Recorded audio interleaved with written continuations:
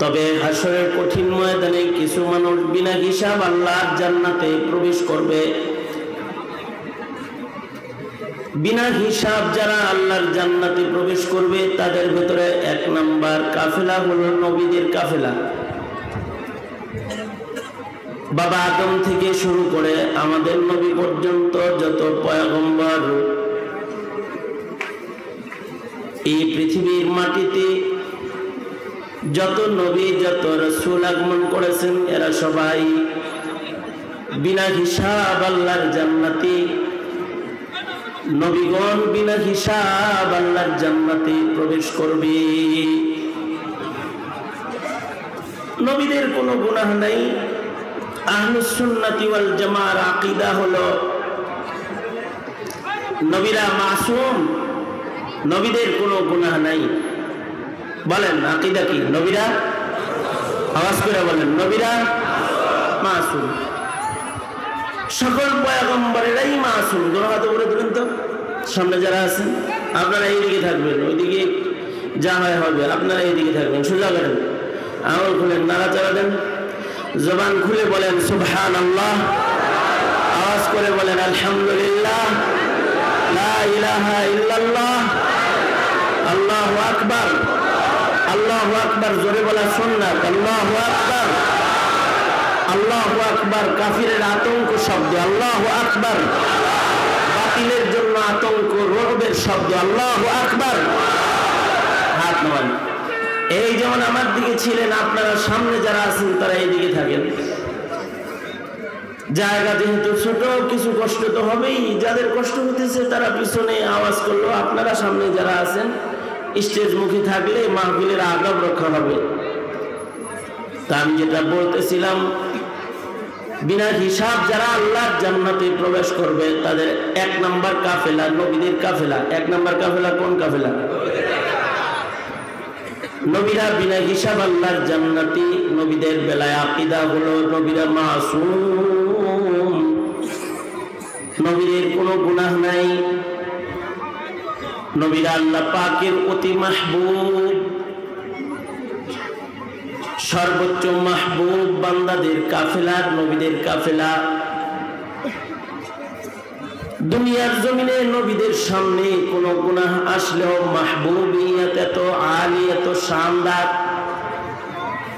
যে আল্লাহ তাআলা নবীদেরকে নিজের কুদরতি কোলে পার করে দিয়েছেন। দুনিয়ার কোনো গুনাহের কাদা, বালু, ধুলা, ময়লা পয়গম্বরদের গায়ে আল্লাহ তাআলা লাগতে দেন নাই।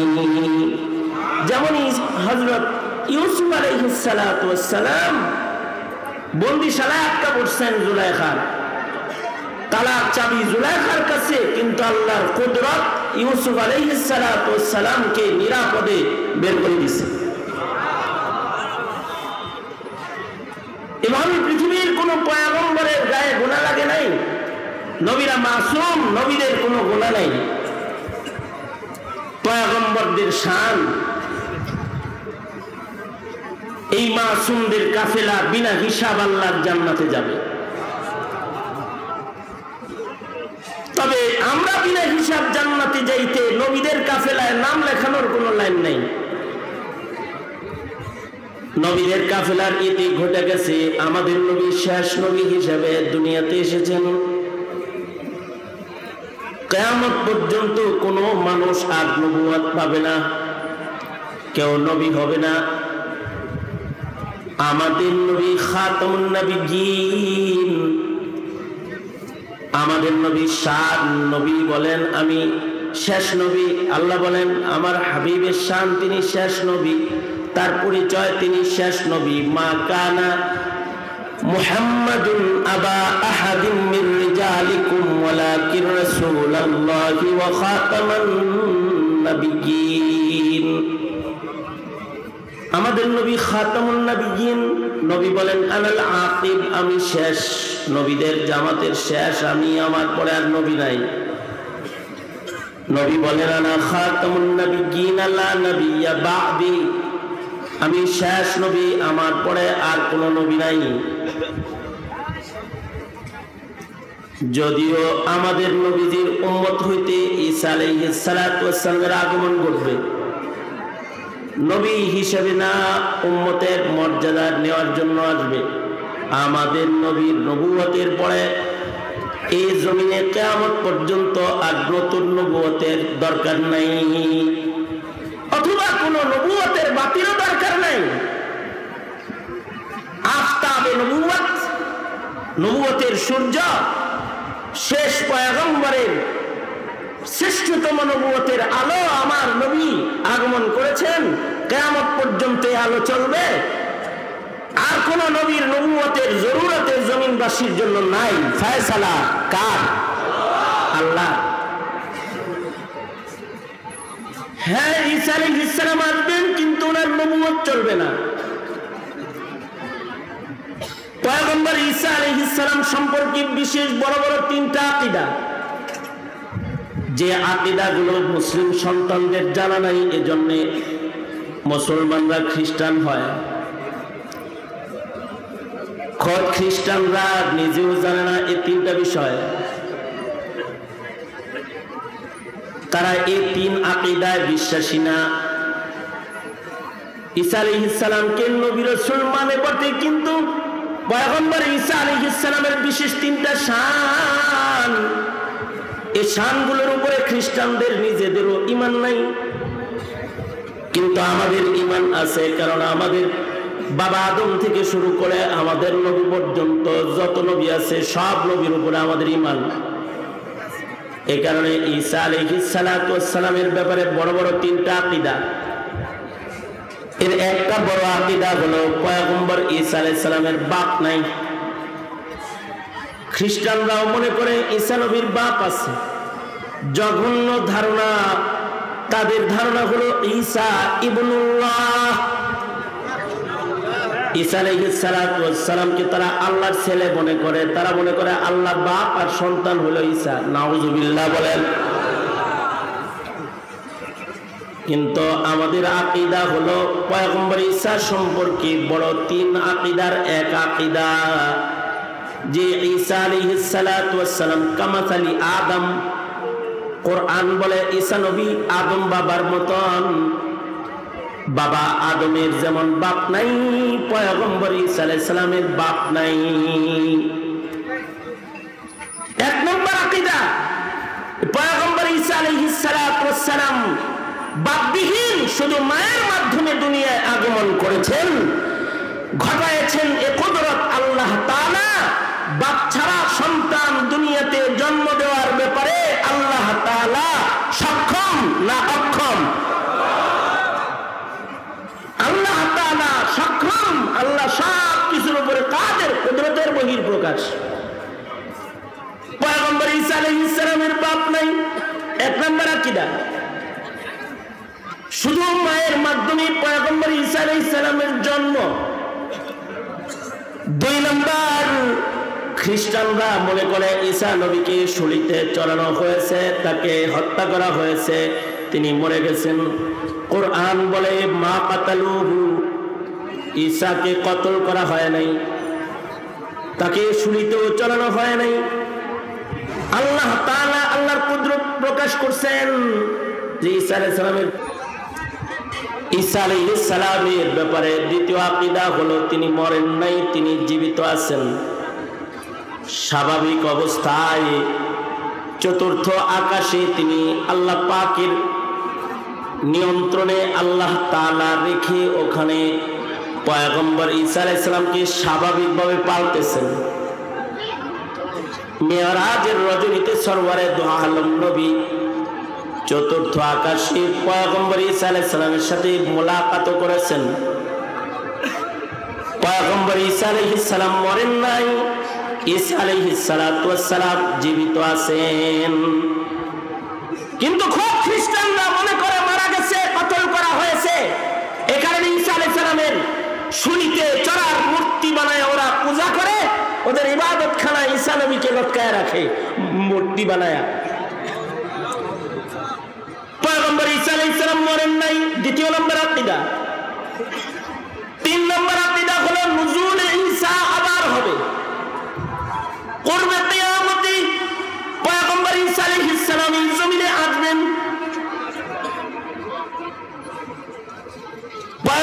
ঈসা আলাইহিস সালাতু ওয়াস সালাম আকাশ থেকে সোজা দামেস্কের জামে মসজিদের ছাদের উপরে নামবেন, জমিনে অবতরণ করবেন, দাজ্জালকে কতল করবেন, কালিমার পতাকাকে উঁচু করবেন, সারা দুনিয়ায় হুকুমতি ইসলাম কায়েম করবেন। আসমান থেকে জমিনে আসার পরে আনোয়ার শাহ কাশ্মীরি রহমতুল্লাহ আলাইহি বলেছেন, আনোয়ার শাহ কাশ্মীরি রহমতুল্লাহ আলাইহি ওনার কিতাবে লিখেছেন ৪৫ বছর তিনি দুনিয়াতে হায়াত পাবেন, এই পৃথিবীতে ৪৫ বছর থাকবেন। এই ৪৫ বছরের ভেতরে ৪৫ সেকেন্ডও তিনি নিজের মত মতো চলবেন না, মুহাম্মদুর রাসূলুল্লাহ সাল্লাল্লাহু আলাইহি ওয়াসাল্লামের ইত্তিবা করবেন। সরকার বলে, আরে ঈসা না, খালি ঈসা না, লাউ কানা মুসা হাইয়ান, মুসাও যদি জীবিত থাকতো তাহলে আমার ইত্তিবা তার জন্য ফরজ হয়ে যেত, সে আমার অনুসরণ অনুকরণ করত। ৪৫ বছর পয়গম্বর ঈসা আলাইহিস সালাতু ওয়াস সালাম সুন্নতে নববী মদিনার রঙে রঙিন হয়ে জমিনের পরে হায়াত বছর করবেন।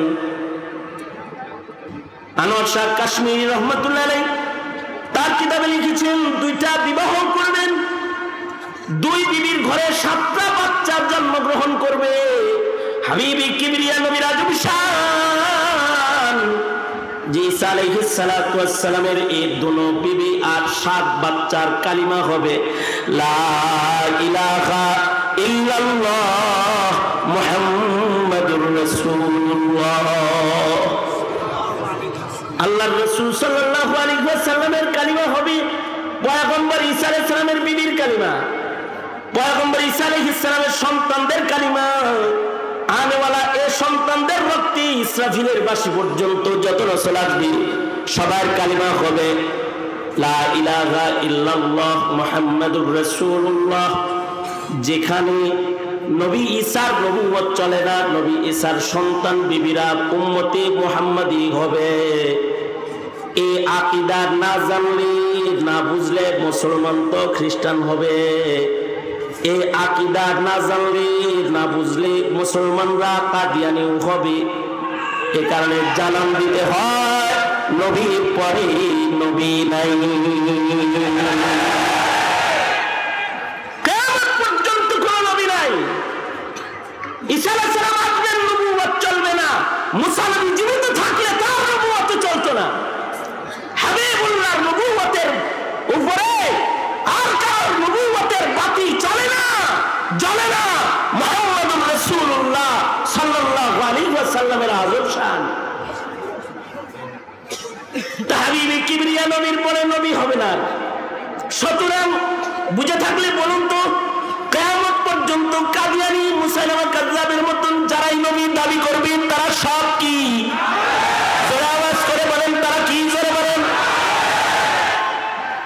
উম্মতে মুহাম্মাদিয়ার ইজমা ফতোয়া হলো যে আল্লাহর রাসূলের পরে কিয়ামত পর্যন্ত কেউ যদি ভণ্ড নবী দাবি করে সে তো কাফের। কাফের এই ভণ্ড নবীর অনুসরণ যারা করবে, যেমন কাদিয়ানী কাফের, মির্জা কাদিয়ানী কাফের, কাদিয়ানীর অনুসরণকারী কাদিয়ানী জামাত সব কাফের। আওয়াজ করে বলেন, আওয়াজ করে বলেন, সব কি? যারা আওয়াজ করে বলেন ওরা কি মুসলমান না কাফের? এমনকি ইজমায়ে উম্মাহ শেখুল ইসলাম আহমদ শফি রহমতুল্লাহ আলাইহির ফতোয়া আর এই ব্যাপারে ইজমায়ে উম্মাহ কাদিয়ানীকে যারা কাফের মুখ দিয়া না বলবে ওরাও কাফের, যারা কাদিয়ানীদেরকে অমুসলিম কাফের মনে না করবে ওরাও কাফের হয়ে যাবে।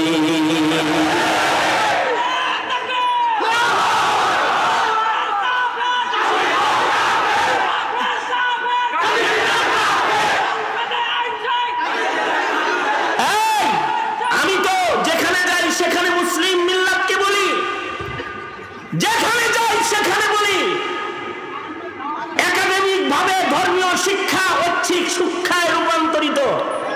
সুতরাং কাদিয়ানী কাফের অথবা নবীর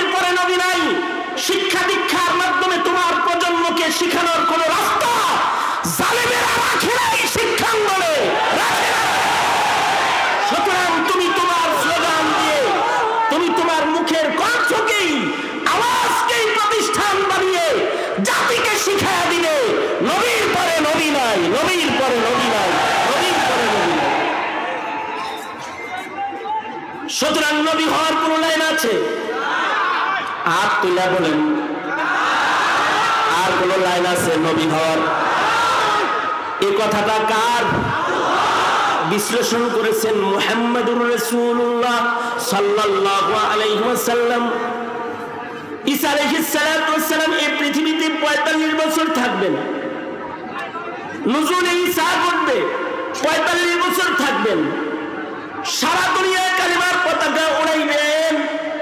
সরওয়ারে দু আলম হুজরা আয়েশার ভিতরে হযরত ঈসা আলাইহিস সালামের কবরের জায়গাটা পর্যন্ত দেখায় দিয়ে গেছেন। এবং ঈসা আলাইহিস সালাতু ওয়াস সালাম মদিনায় অবস্থান করবেন, আশিকের রাসূল হয়ে মদিনায় অবস্থান করবেন, মদিনায় ইন্তেকাল করবেন। সরওয়ারে দু আলম নবীর রওজা থারের পাশে ঘরের ভেতরে কবরের জায়গা আছে, সেটায় তিনি দাফন হইবেন। আল্লাহর রাসূল সাল্লাল্লাহু আলাইহি ওয়াসাল্লাম কবরের জায়গা দেখায় দিছে, এইখানে দাফন হবে। আল্লাহর রাসূল সাল্লাল্লাহু আলাইহি ওয়াসাল্লাম কেমনে অবতরণ করবে তাও আল্লাহর রাসূলের বয়ান দিয়া উম্মতের কাছে খুইলা খুইলা খুইলা খুইলা আল্লাহর রাসূল বর্ণনা করে দিয়ে গেছেন। মুসলমানের বাচ্চা হয়ে যদি এরপরে কারো বুঝে না আসে, তাহলে বুঝতে হবে ওর কপালে আগুন লাগছে, কপালে আগুন লাগছে। আল্লাহর রাসূল আরো খুইলা বলে দিছেন, লাউ কানা বাদি নবিয়্যুন লাকানা উমর। ঈসা মুসা তো নবী হবে না, হবে না। নবী নিজের সাহাবীগণের দেখায় কয়, লাউ কানা বাদি নবিয়্যুন লাকানা উমর। আমার পরে কেউ যদি এই পৃথিবীর মাটিতে নবুয়ত পাইতো, তাহলে আল্লাহ তাআলা উমরকে নবী বানাইতো। বলুন তো ভাইরা, উমর কি নবী হইছে? হযরত উমর কি নবী হইছেন? হযরত উমরের শান হলো লাউ কানা বাদি নবিয়্যুন লাকানা উমর। আল্লাহর রাসূল বলেন, আমার পরে কেউ নবী হইলে উমরকে আল্লাহ তাআলা নবী বানাইতো। হযরত উমরকে, হযরত উমরের ব্যাপারে আল্লাহর রাসূলের আরো কত কথা। হযরত সিদ্দিক আকবর অথবা হযরত উমর, উলামারা বলেন ওনাদের আগমন নবীজির উম্মত হিসেবে হয়েছে। যদি নবীর পরে নবী হতো তাহলে ওনারা নবী হইতো, আর যদি ওনাদের জন্ম আমাদের নবীর আগমনের আগে হতো তাহলে তারা নবী হয়েই জন্মাইতো। এই আগম শান ওনাদের শাইখায়েনের। ওনাদের জন্ম যদি আগে হইতো তাহলে নিশ্চিত নবী হইতো। যদি উম্মতের ভেতরে আমার নবীর নবুয়তের পরে নবীর সিলসিলা চালু থাকতো, তাহলে ওমরকে আল্লাহ তাআলা নবী বানাইতো। আজব শান। আল্লাহর রাসূল সাল্লাল্লাহু আলাইহি ওয়াসাল্লাম বলেন, হযরত ওমর সম্পর্কে আল্লাহর রাসূল বলেন, আমার পরে কেউ নবী হলে ওমর হতো। আল্লাহর রাসূল আরো বলেন, আশাদুহুম ফি আমরিল্লাহি উমর। উমর তো আল্লাহর নির্দেশের বেলায় উমর বড় শক্ত। আমরা তো আল্লাহর নির্দেশের বেলায় শক্ত না। আল্লাহর আমর নির্দেশ মানার ব্যাপারে আমরা কিনা শক্ত না, নরম নরম। আমরা গণতন্ত্রে গরম, কিন্তু ইসলাম মানায় নরম। কি কথা বলেন না কেন? আওয়াজ তো।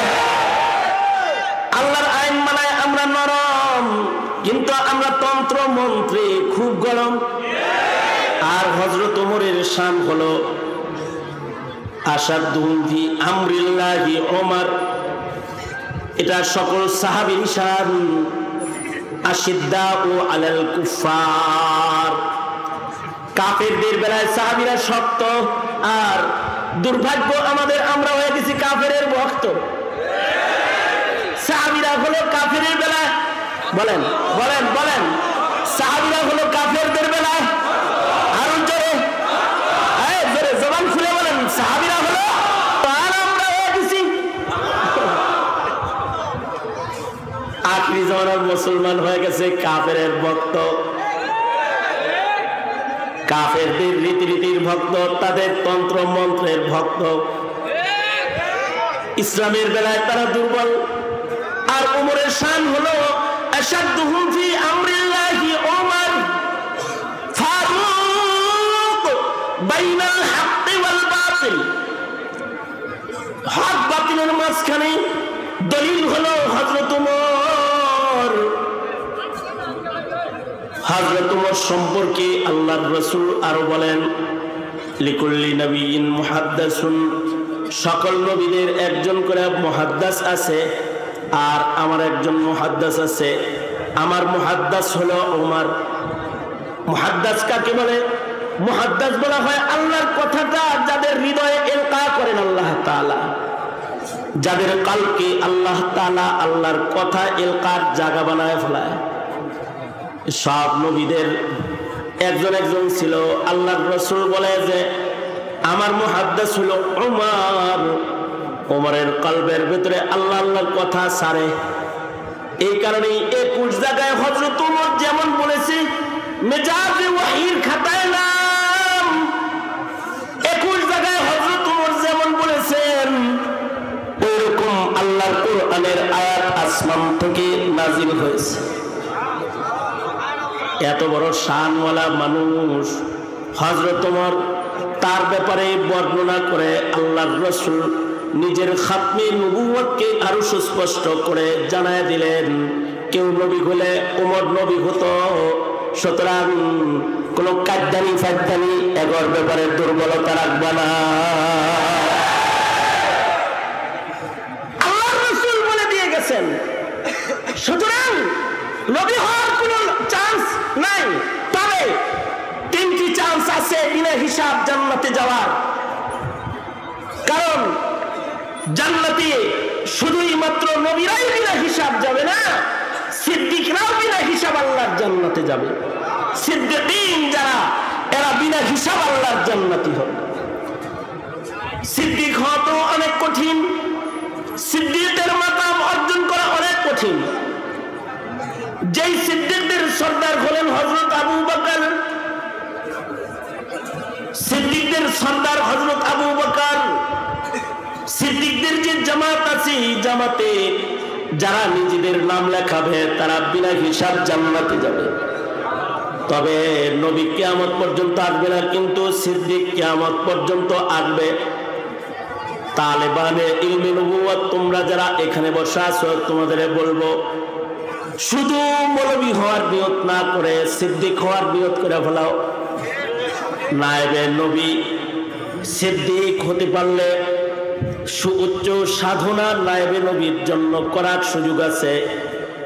নবী হওয়া যাবে না, কিন্তু সিদ্দিক হওয়া যাবে। আমাদের আকাবিররা বিল ইজমা বিল ইত্তেফাক অনেকে সিদ্দিক হয়ে কবরে গেছে। যারা সিদ্দিকের মাকাম দখল করে কবরে চলে গেছে, সিদ্দিক হইতে হলে কেমন হইতে হয়? হুয়া সিদ্দিকুল্লাযী লা ইউখালিফু কাউলুহু আন ফি'লিহি, সিদ্দিকদের কথা কাজ এক হয়ে যায়।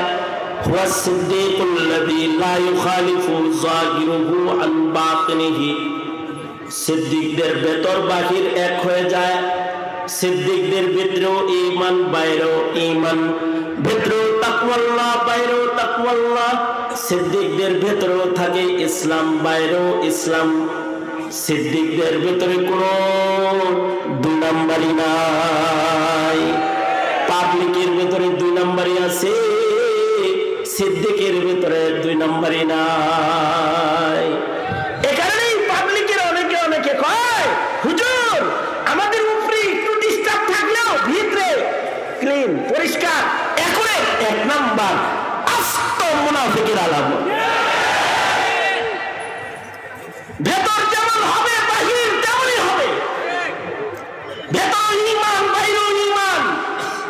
ভেতর ইসলাম, বাইরেও ইসলাম। ভেতর তাকওয়াল্লাহ, বাহিরেও তাকওয়াল্লাহ। আর কিছু আছে উপরে ফিটফাট, ভেতরে সদরঘাট। উপরে ফিটফাট দেখলে মনে হয় মুনাজ্জাল মিনাস সামা, কেবলমাত্র আসমান থেকে বুজুর্গ তাশরীফ আনয়ন করিয়াছেন। কিন্তু আস্ত মুনাফিকি দিয়ে ভেতরটা ভরপুর। কথা বলেন আওয়াজ করে, ঠিক না ঠিক করে আওয়াজ করে বলেন। সিদ্দিক হইতে হলে সাধনা হবে এমন যে ভেতরেও ঈমান বাইরেও ঈমান, ভিতরেও তাকওয়া বাইরেও তাকওয়া, ভেতরেও ইসলাম বাইরেও ইসলাম। সিদ্দিক হইতে হলে হৃদয়ের হাল হবে এমন, হুয়া সিদ্দিকুল্লাযী ইয়াবযুলুল কাওনাইনি ফি রিজা মাহবুবিহি। সিদ্দিক হওয়ার জন্য দুনিয়ার সব ছাড়তে রাজি হয়ে যাবে, দুনিয়ার শান শওকত যা কিছু আছে এগুলো তো ছাড়তে রাজি রাজি। আল্লাহ পাওয়ার জন্য যদি জান্নাত ছাড়তে হয় তাও রাজি। এ কারণেই আমাদের বুজুর্গদের কেউ কেউ দোয়া করতেন, ওগো আল্লাহ আমার কিন্তু জান্নাত লাগবে না, আমার কিন্তু তোমারে লাগবে। আল্লাহু আকবার, জোরে করে বলেন দোয়াটা কি? ওগো আল্লাহ আমার কিন্তু জান্নাত দরকার নাই, আমার কিন্তু তোমারে দরকার।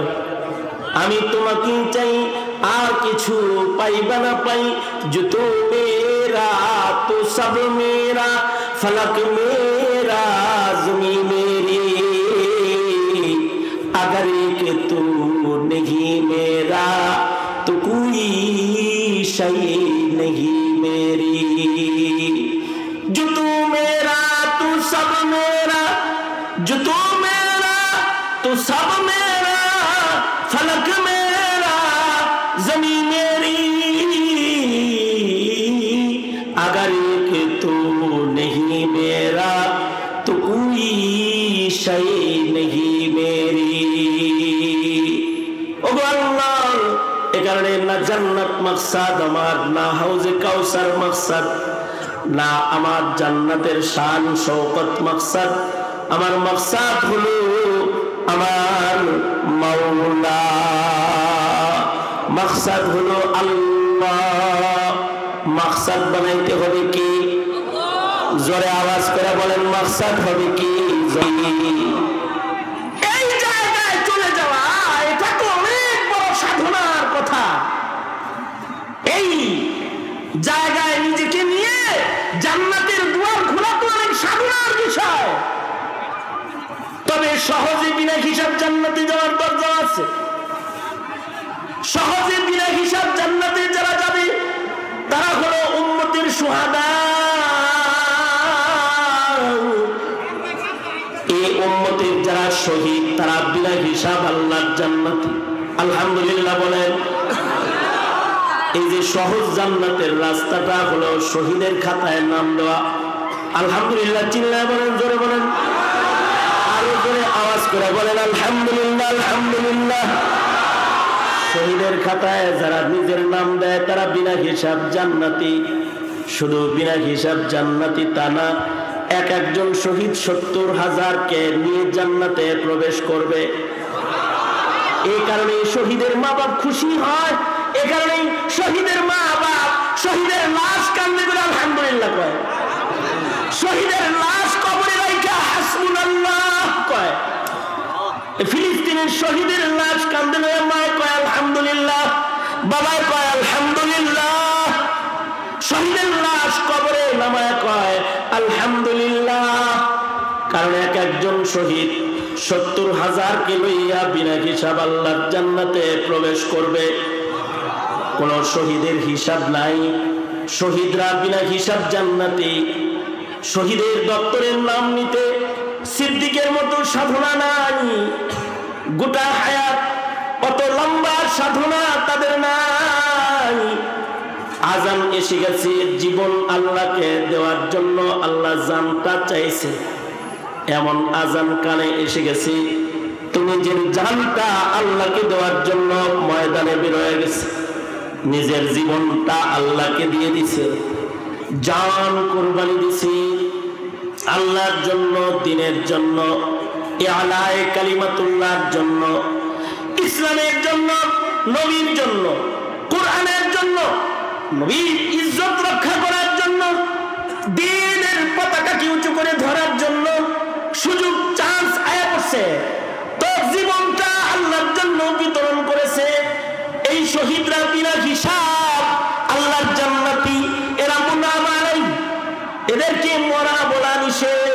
ওয়ালা তাকুলু লিমান ইউকতালু ফি সাবিলিল্লাহি আমওয়াত, এদেরকে মরা মনে করা নিষেধ।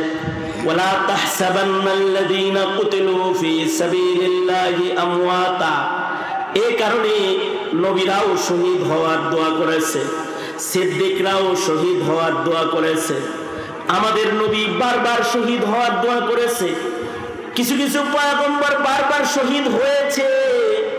জারজিস আলাইহিস সালাতু ওয়াস সালাম 100 বার শহীদ হয়েছে, 100 বার আল্লাহ তাআলা ওনাকে জিন্দা করেছে, 100 বার তিনি শহীদ হয়েছে। এই কারণে আমাদের নবী দোয়া করেছে সুম্মা উহিয়া সুম্মা উক্তাল, যদি এমন হতো যে বারবার মরতেছি আর বারবার জীবিত হইতেছি, বারবার শাহাদাতের মৌতের লজ্জত যদি হাসিল করতে পারতাম কতই না ভালো হইতো।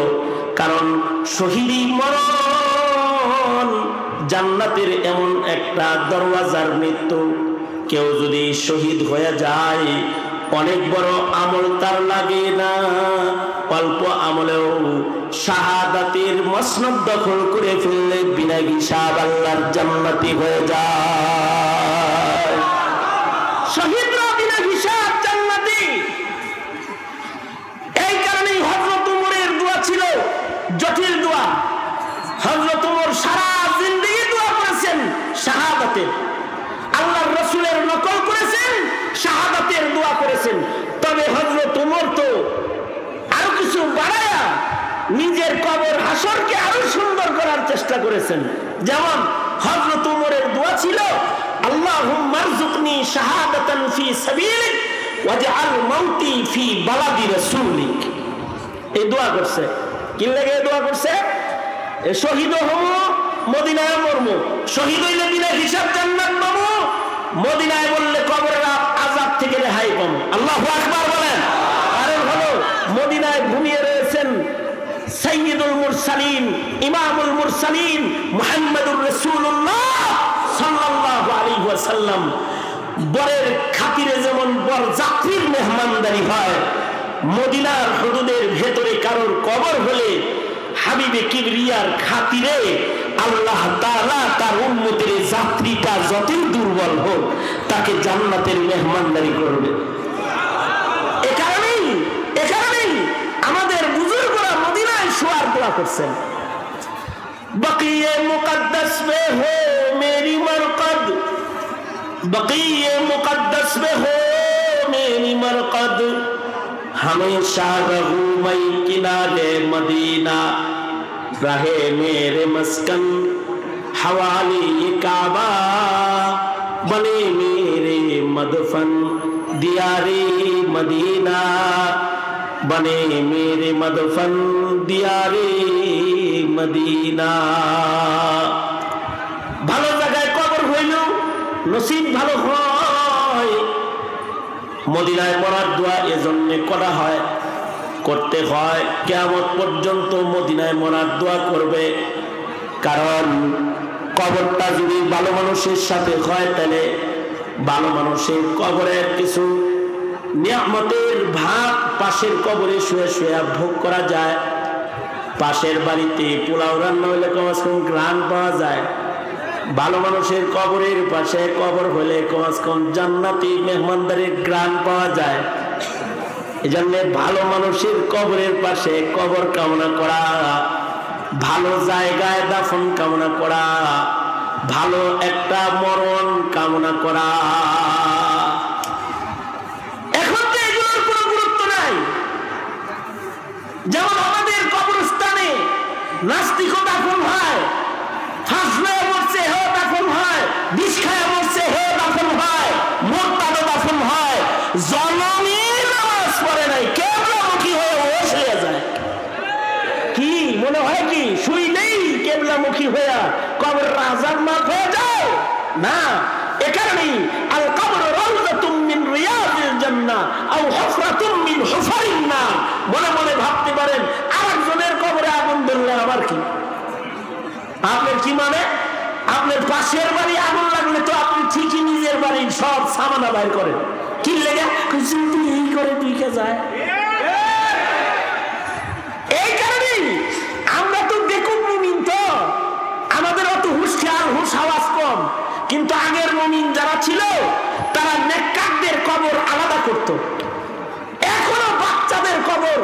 করে যে এখানে সব বাচ্চারা থাকবে, এদের কাছে কোনো বুড়া বাড়ারে কবর দিস না, কারণ হঠাৎ করে ওইটাই যদি আগুন ধরে খামাখা বাচ্চার জান্নাতের কবরে সিটটা উঠবো, হায় হায় রে ওখানে আগুন ধরছে রে।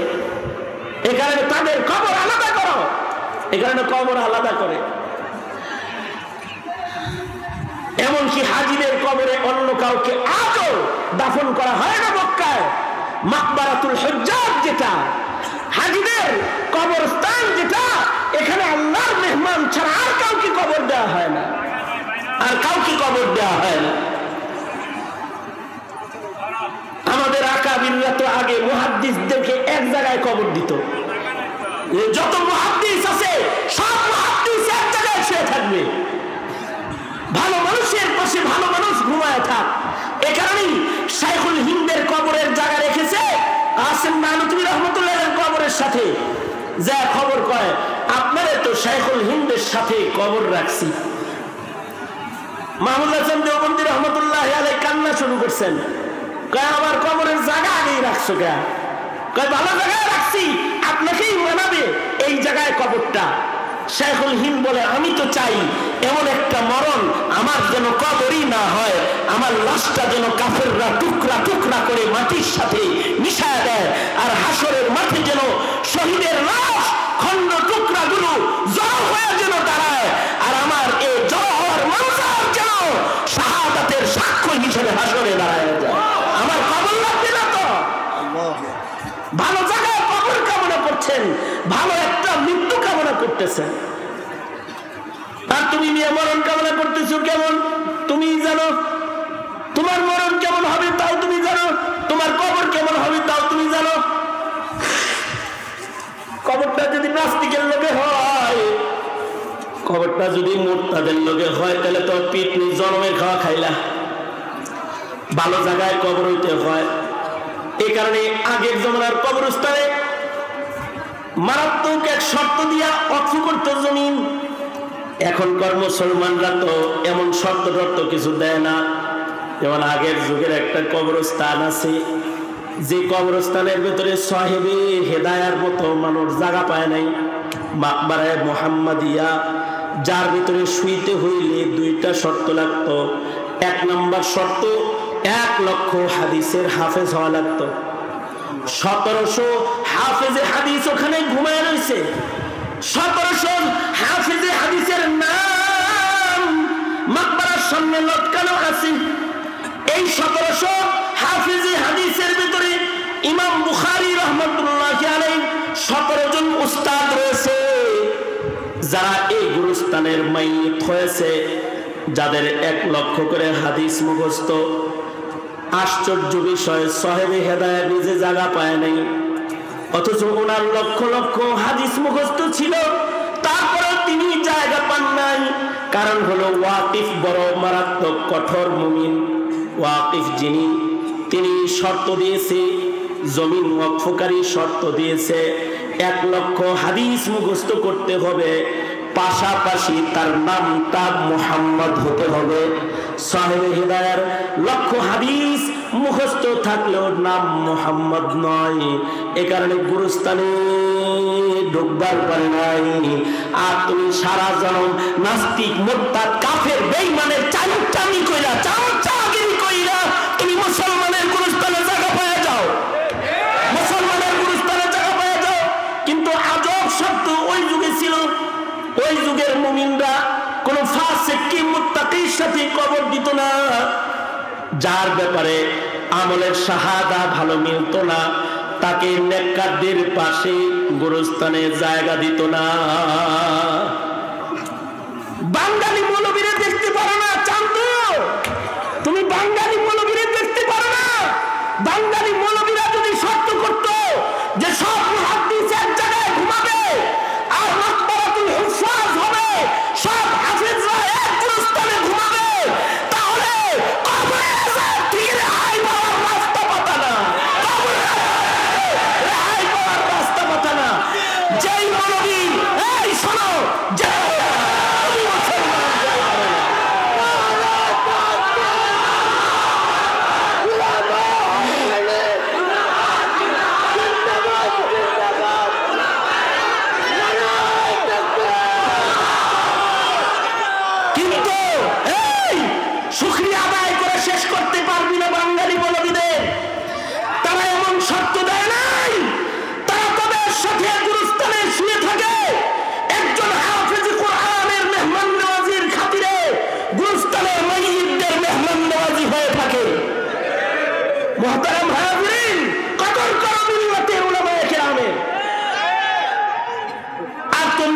তোমরা কদর করো শহীদি মরণের, আল্লাহর কাছে শহীদি মরণ চাইবা।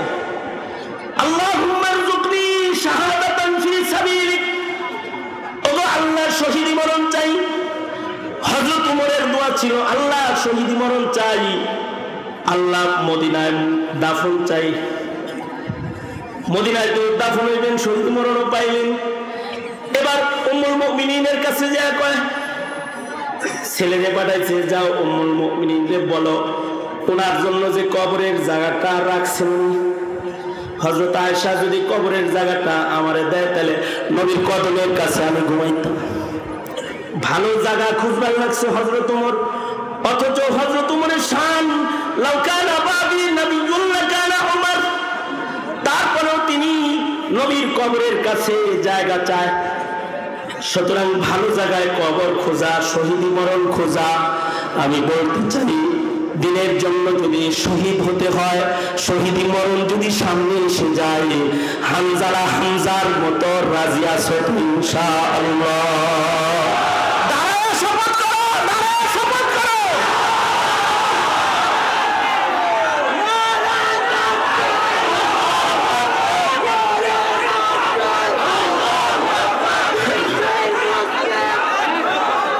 আল্লাহ কবুল করুক, আমিন বলুন। আরো জোরে আওয়াজ করে বলুন আমিন। হাত নামান। সুতরাং বিনা হিসাব জান্নাতে যেতে, শহীদ হতে পারলে বিনা হিসাব জান্নাতে যাওয়া যাবে। ঠিক কিনা? ঠিক কিনা? রাজি তো ইনশাআল্লাহ, রাজি তো ইনশাআল্লাহ। 4 নাম্বার বিনা হিসাব জান্নাতের দরওয়াজা হলো ওলি হতে হবে, সালেহীন। যদি তাও না হইতে পারো কমাস কম সুন্নত প্রেমী হো। ওমান ইউতিইল্লাহ ওয়ার রাসূল ফাউলাইকা মাআল্লাযীনা আনআমা আল্লাহু আলাইহিম মিনান নাবিয়্যিন ওয়াস সিদ্দীকিন ওয়াশ শুহাদাই ওয়াস সালিহিন। ওয়াদা ইয়া আল্লাহ, সিদ্দিক হওয়ার মেহনত করব, শহীদ হওয়ার সুযোগ এলে জীবন দেব। চিল্লা এখন ইনশাআল্লাহ, জোরে বলেন ইনশাআল্লাহ। আরো জোরে চিৎকার করে বলুন ইনশাআল্লাহ। সালেহীন হব, ওলি হব ইনশাআল্লাহ। তাও না হতে পারি তো কদম কদম সুন্নতের ইত্তেবাকারী হয়ে বিনা হিসাব জান্নাতি বান্দাদেরকে নিজের জান্নাতের সাথী বানানোর মেহনত করব ইনশাআল্লাহ। হাত নামান। এটাই এই সংক্ষিপ্ত সময়ের আহ্বান। আমার পরের গাড়ি লেগে গেছে, সুতরাং আমার ভিসা শেষ হয়ে গেছে। ধন্যবাদ ও মুবারকবাদ মোহতারাম শেখ হুজুর সহকারে আমি আমার মুরব্বী প্রবীণ শেখুল হাদিস, আমার বয়স আর ওনার বুখারী কোরআনের বয়স সমান, একবার হিসাব করে দেখছি। শেখুল হাদিস আল্লামা মুফতি আহমদ আলী দামাত বারকাতুহুমের শুকরিয়া আদায় করি যে তাড়াতাড়ি মুফতি সাহেব হুজুর রেজে লয়ে আইছে, তাড়াতাড়ি আমি নাজাত পাইছি। যা কিছু বলেছি এই তালেবানে ইলমি নবুওয়াত। কারণ যে কারোর জুলুম দেখে ইমানের রাজপথ থেকে কখনো পিছপা হইবে না। আল্লাহ তাআলা সবাইকে হকের উপর ইস্তেকামত দান করুন, আমিন। মরলে শহীদ বাঁচলে গাজী ইনশাআল্লাহ, মরলে শহীদ বাঁচলে গাজী। হায়াত কি আমাদের? মরলে শহীদ, মরলে শহীদ বাঁচলে গাজী इंशाअल्लाह। अल्लाह ताला कबूल करना आमीन। जो कुछ हुआ या रब तेरे करम से हुआ, जो कुछ होगा तेरे करम से ही होगा। व आखिर दावाना अल्हम्दुलिल्लाहि रब्बिल आलमीन। अस्सलामु अलैकुम व रहमतुल्लाहि व बाराकातुहू। আলহামদুলিল্লাহ, জামিয়ার পক্ষ থেকে অশেষ শুকরিয়া আদায় করছি আল্লামা খালিদ সাইফুল্লাহ আমিন দামাত বারাকাতুহুকে। সম্মানিত হাজিরিন, আপনারা দেখতে পাচ্ছেন প্রতি বছর আমাদের এই মাহফিলকে যিনি রৌনক করেন, আমাদের সকলের মহব্বত